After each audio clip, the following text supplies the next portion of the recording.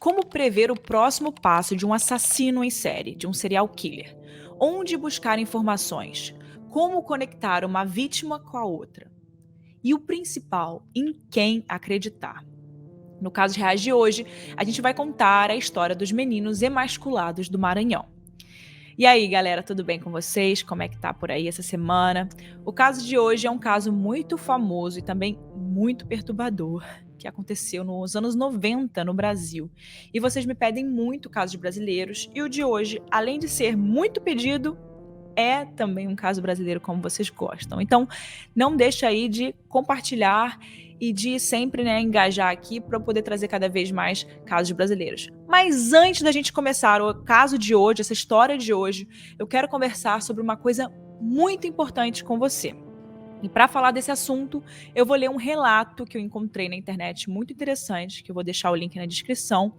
E esse relato é sobre um golpe. Então eu vou ler agora para vocês. Abre aspas. Ontem, lá no trabalho, a minha colega recebeu um Pix de R$ 250. E logo depois ela recebeu um WhatsApp de uma pessoa desesperada, falando que tinha feito um Pix errado e que tinha caído na conta dela. Se ela podia devolver esse dinheiro com urgência, porque alguém estava esperando esse dinheiro. A minha colega, na hora, ficou muito aflita por causa do desespero da pessoa que transferiu ou que quase transferiu aquele dinheiro. Mas ainda bem que nós estávamos com ela, pois tinha um grande detalhe. O Pix estava agendado para o dia 15, que no caso é hoje. Então percebemos que isso é um novo golpe. Então falamos para ela dizer à pessoa que iria devolver, mas só quando o dinheiro estivesse na conta dela, porque agora ele estava agendado. E adivinhem só, né? Pois é, o dinheiro não entrou e a pessoa bloqueou ela. Fecha aspas.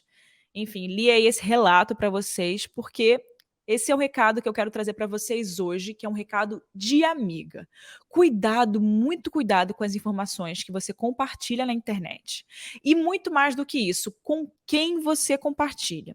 Hoje em dia, milhares de pessoas estão caindo no golpe da transferência bancária, enviando dinheiro para pessoas que se passam por amigos, familiares e até pessoas desconhecidas, como foi esse relato que eu contei para vocês. E não pensem que é só com pessoas mais velhas, não, tá? Nós, os mais jovens, também estamos sujeitos a esses tipos de golpes. Às vezes a gente pode estar mais desatento, não prestar atenção, ou até cair em um golpe muito convincente, porque eles estão cada vez, né, piores. Mas quer saber de uma notícia boa? O Itaú quer você seguro de todos os lados e por isso tem um time dedicado que respira segurança 24 horas por dia. E não só isso, eles estudam o discurso, as pegadinhas, as estratégias dos golpistas. Com o movimento Juntos, somos protegidos em dobro. O Itaú está do nosso lado contra os golpes e fraudes e ensina os seus clientes a reconhecer os sinais de perigo. Isso é incrível, né, gente? Então acessa aí o link na descrição que eu coloquei para vocês, na descrição desse episódio, para você conseguir identificar esses perigos desses golpes e saiba mais sobre o movimento Juntos. Enfim, eu queria apenas deixar esse alerta para vocês hoje e um recado muito importante também, né? Antes da gente começar esse episódio. Agora a gente pode aí ir para o episódio da semana e vamos chamar a vinheta.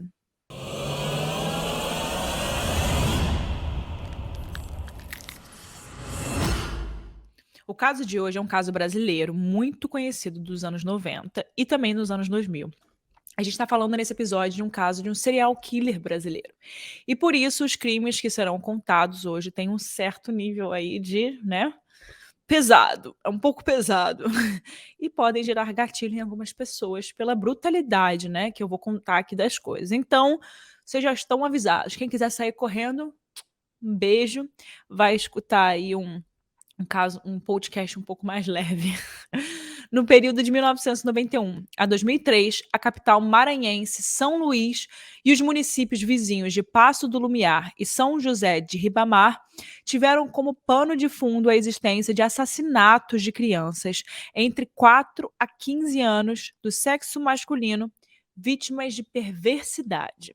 42 crianças depois, e alguns anos e estudos, análises profissionais de muita gente envolvida foram mais do que suficiente para fazer uma nova análise sobre o perfil social e econômico desses meninos.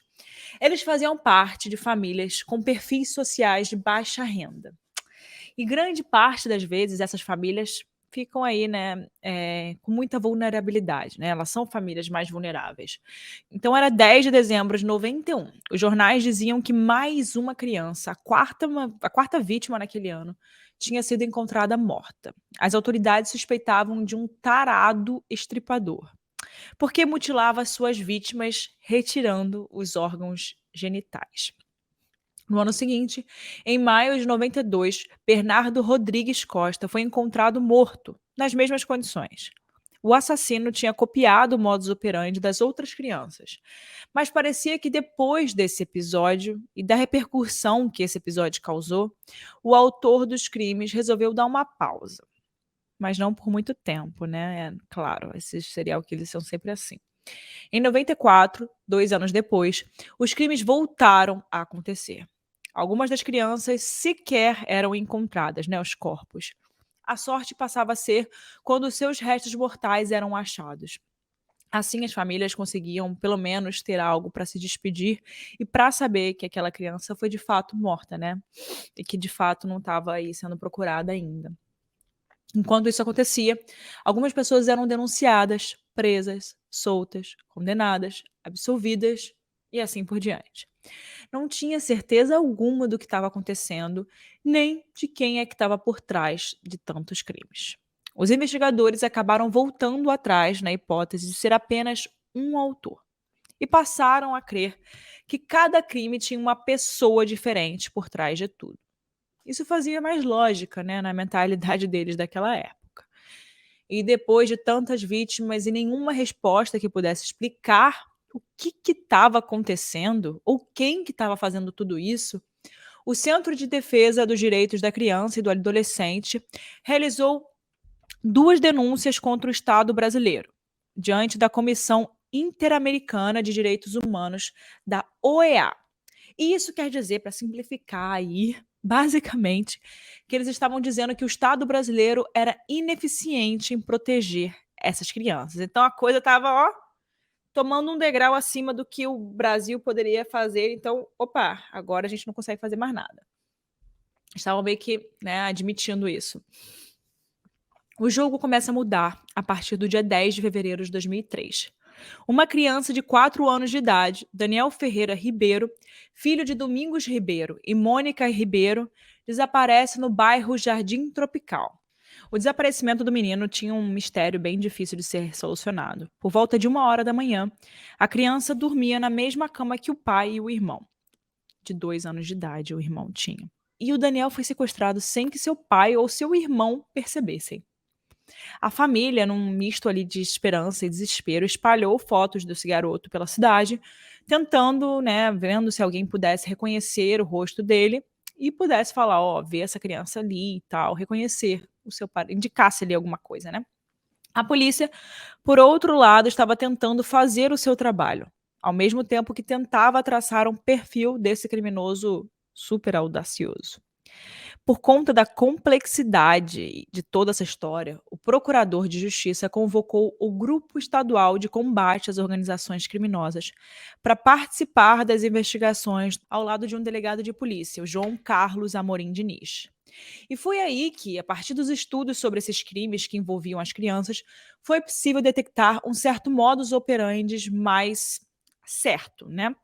Haviam coincidências nas lesões, nos laudos dos cadáveres, nos lugares onde eram achados e por aí vai.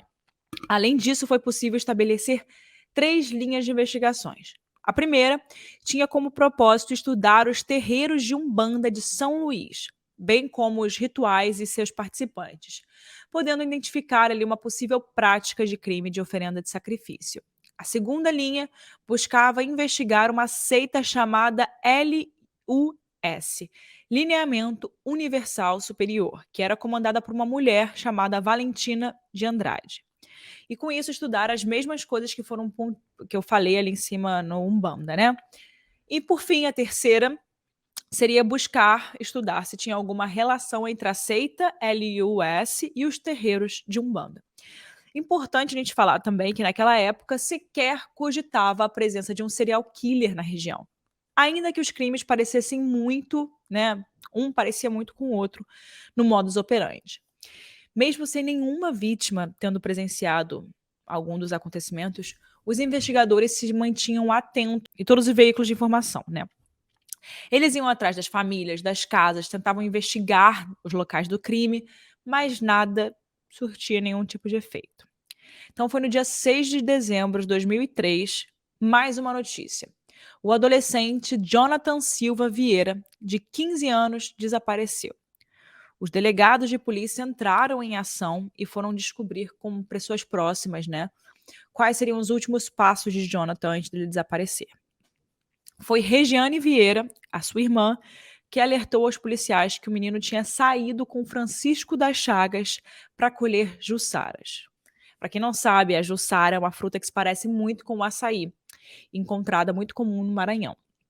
Bom, mas quem era Francisco das Chagas, Érica?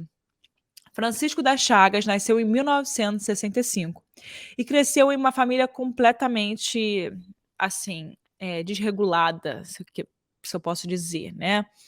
Quando tinha 4 anos, ele foi abandonado pela mãe. 2 anos depois, foi a vez de seu pai sair de casa. E depois foi a sua avó que se ocupou da sua criação, que acontecia de forma muito rígida. Ele também não era nada fácil e fazia muita besteira. A sua avó fazia uma lista das malcriações e coisas erradas que ele fazia, e quando chegava a um determinado número, ele era obrigado a ir até o matagal escolher o pedaço de madeira ou de tronco que ele mesmo iria apanhar. Nossa Senhora, hein? Ainda na infância, ele trabalhava vendendo bolos na vizinhança e foi abusado sexualmente de um tio. A gente não teve muitas informações sobre a sua infância, mas quando ele cresceu, Francisco se casou e teve 2 filhas. Já era por volta das 4 da tarde quando a polícia foi atrás de Francisco. Eles foram até a casa de Francisco para questionar sobre o paradeiro do menino, né? Mas ninguém encontrou ele. Quando soube que ele estava sendo procurado pelos investigadores, o Francisco foi até a família de Jonathan, negando toda a história de que saíram juntos. Naquela ocasião, também ameaçou processá-los por crime contra sua honra, já que estavam inventando mentiras. Toda essa situação foi parar nos ouvidos dos investigadores que convocaram Francisco para ele esclarecer tudo o que ele tinha falado. Então ele afirmava e reforçava que não tinha nada a ver com aquela história, dando detalhes de como ele passou aquele dia e em nenhum momento mencionava o encontro com Jonathan. Ele acabou voltando para casa. A irmã do Jonathan, Regiane, insistia que os dois haviam saído juntos para colher frutas. Ela tinha certeza de que aquilo tinha acontecido e que Francisco estava mentindo para as autoridades. E por causa disso, no dia 10 de dezembro, foi executado um decreto de prisão temporária para Francisco, ficando detido na delegacia da cidade. A irmã do Jonathan, a Regiane, insistia que os dois tinham saído juntos para colher frutas. Ela tinha certeza que aquilo tinha acontecido e que Francisco estava mentindo para as autoridades. Por causa disso, no dia 10 de dezembro, foi executado um decreto de prisão temporária para Francisco. E ele ficou detido na delegacia da cidade.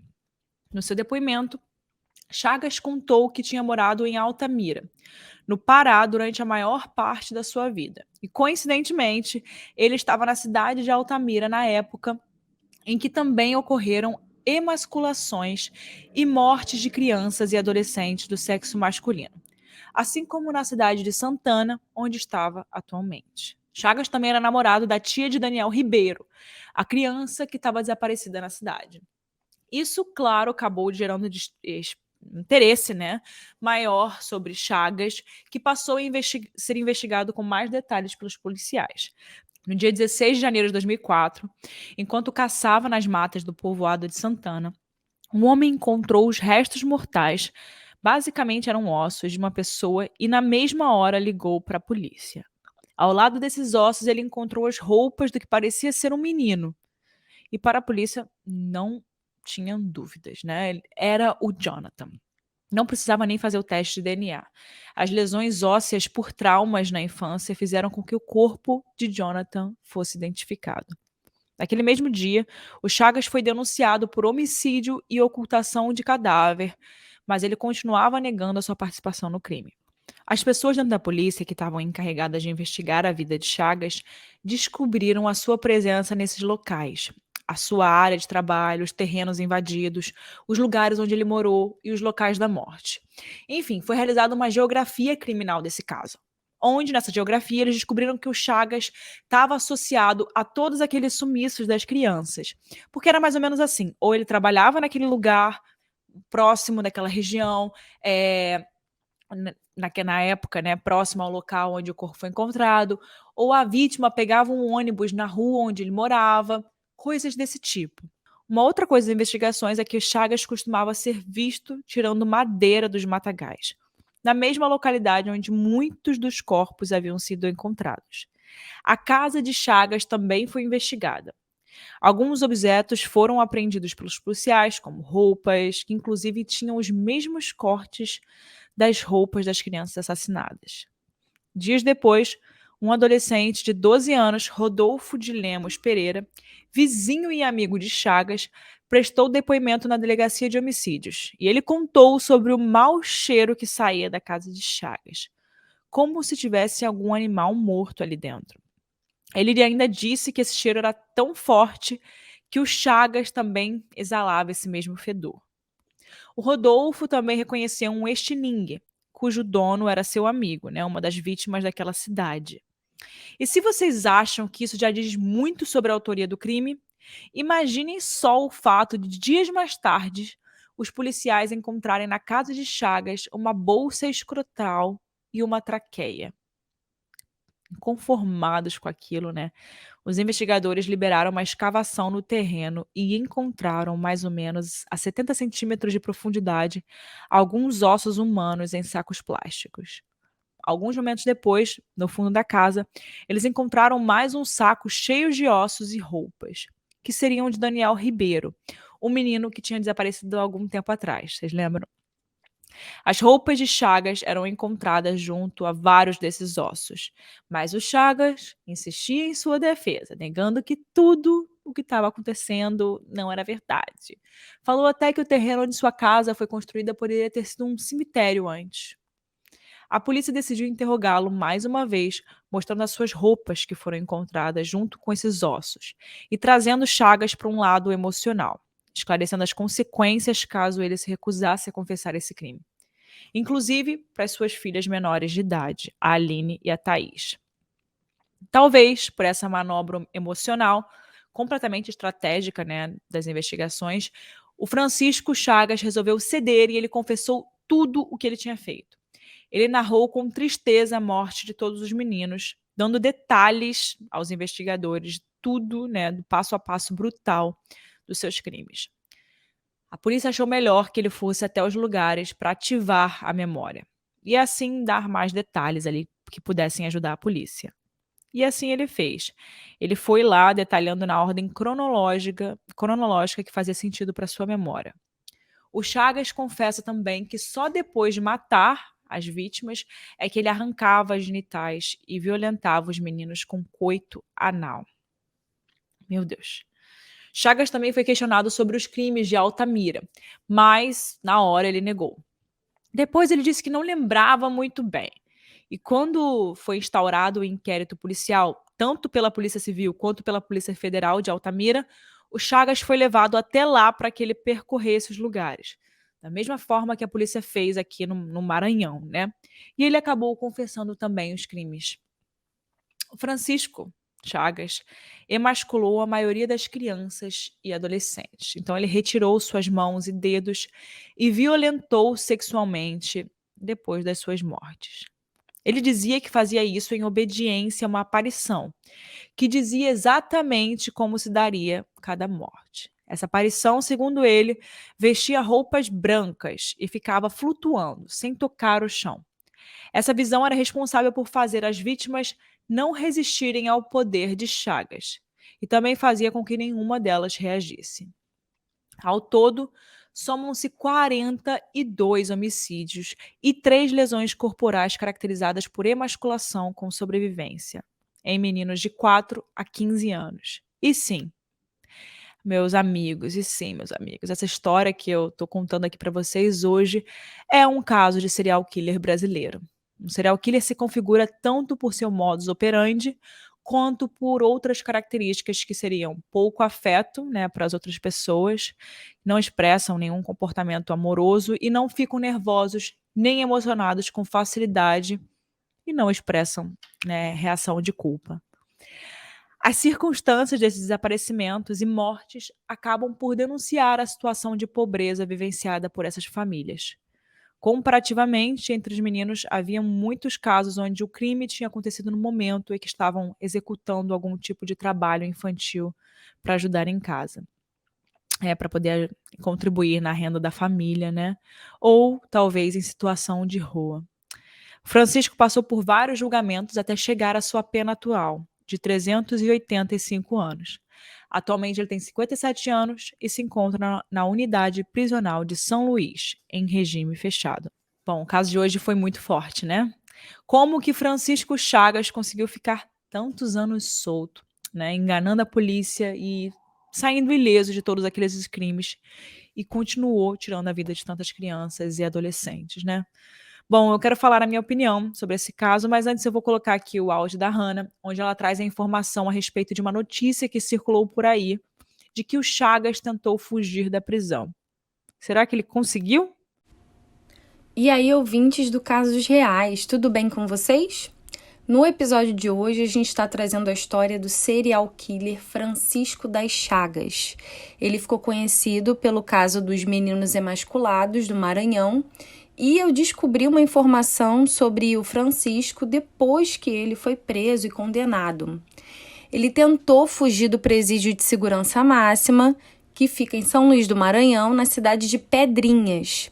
Isso aconteceu por volta dos anos 2010, 2012, mais ou menos, e aparentemente ele teria feito um buraco, aproveitando o ralo de um dos banheiros da cela do pavilhão especial que ele ficava, da penitenciária, só que a fuga dele foi completamente frustrada por conta de um interno que viu o que ele estava fazendo e discretamente avisou os agentes penitenciários o que estava acontecendo ali. Ou seja, deu tudo errado para o Francisco e ele não conseguiu concluir a sua missão de fuga.